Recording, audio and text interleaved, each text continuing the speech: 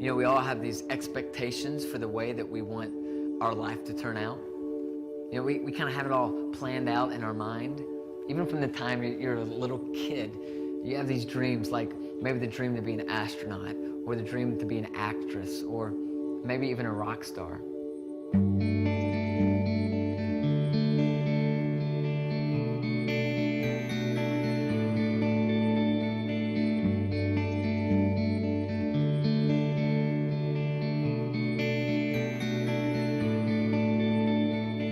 You know, eventually you would exchange that childhood dream for the American dream.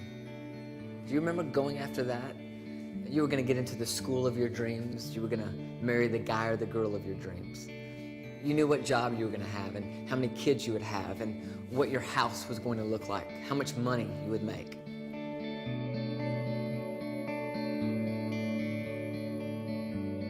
But then there was that moment when all of a sudden one of your dreams shattered. It was that moment that you kind of discovered that maybe life wasn't going to turn out the way you thought life was going to turn out. And nobody ever dreamed that they'd have cancer at age 36. Nobody ever dreamed that they'd be fired at 54. Nobody ever dreamed that they'd be divorced twice by 45, or they'd be alone and depressed at 26. No one ever dreamed that they wouldn't be able to have kids, or that they'd end up bankrupt. And yet every one of us have at least one aspect of our lives that has not turned out the way we thought it was going to turn out.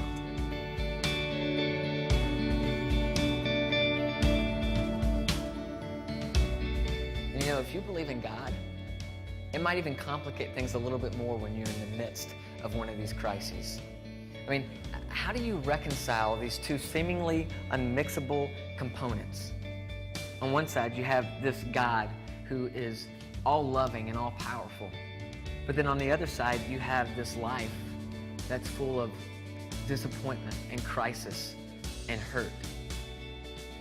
And I'm just so sick of this version of Christianity where we feel like our entire theology can fit on a t-shirt, a bumper sticker, or maybe even a bracelet.